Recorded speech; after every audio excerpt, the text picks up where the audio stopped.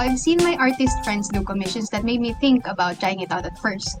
Also thinking about what I can do at least earn doing what I love doing while I'm still a student, all within my capacity.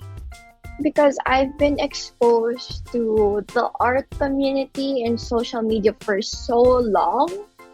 I guess a part of that plays a big role in my inspiration to start doing freelancing, drawing things for people, especially if it makes them happy. A part of that as well is why I want to do freelance.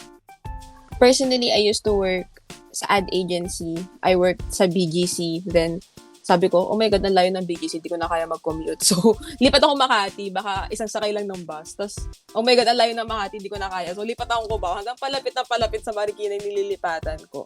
And, hindi talaga, like, sobrang surang-sura na ako sa traffic, sa travel time because it takes so much away from me sa mga gusto kong gawin. So, that what pushed me to work freelance.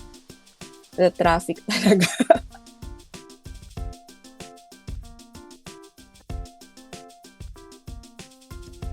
Freelance work has a lot more advantages for me because first, you are your own boss. You manage your own schedule, rules, and your rates. So doing what you're actually good at. My experience working as a freelancer, you have more control of your work. There is a lot of liberty when you do freelancing. Like if it's something that you really love, especially, you get to do it. It really gives a good advantage to you as a person, or as like someone who wants to build up on art or anything that you put your passion into. It is a better path if you like relying on yourself because pag nag-freelance ka, you have no one to rely on but yourself. Like, you manage your own time, you manage your own clients, you manage your own finances, and then like, one of my favorite advantages of working freelance is I got to work on a wide range of projects within my field.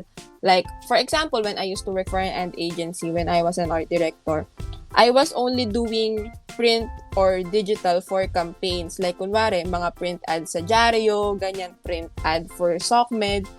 Nakakahon ako dun kasi that's my job description. But when I did freelance, I got to work on branding projects. I got to work on campaigns for social media, for content creation. So, I had the liberty to pitch for different clients and different projects that piqued my interest. So, that made me grow personally as a designer kasi mas naging expansive yung kaya kong gawin eh. So, I think that is one of the biggest advantage of doing freelance.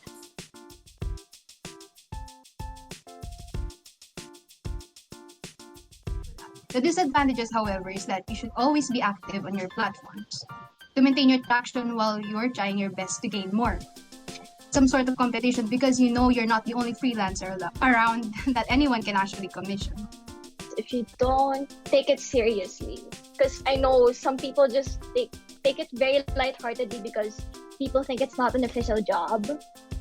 But if you don't take it seriously, it would really backfire a lot. And it could damage you as an artist or a designer. It could damage your reputation, especially how deep the project is or something like that. Personally, for me, wala siyang disadvantage because it did fit my lifestyle because I was always on the go. I really think freelancing should fit your lifestyle talaga. If you don't want to manage your finances like doing the tax or yung mga BIR, compliance sa mga mandatory contributions, that would be a disadvantage for you. Depende sa lifestyle mo yung magiging disadvantage ng freelancing eh.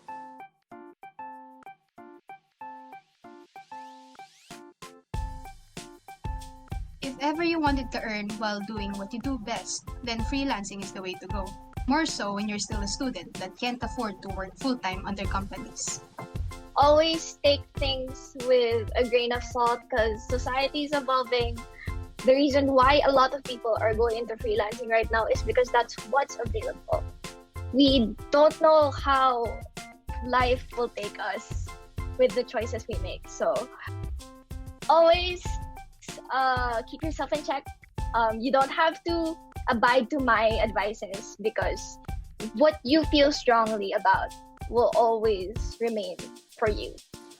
if ever you want to go freelance, don't be intimidated by having to rely only on yourself. Kasi there are a lot of freelancers na ngayon, 'di ba, sa panahon ngayon. Like the community is getting bigger. Like don't be afraid to ask questions like how should I handle this client, or how should I do this or do that. You can always ask questions from people who had experience. Like don't be afraid to ask questions. Ayun.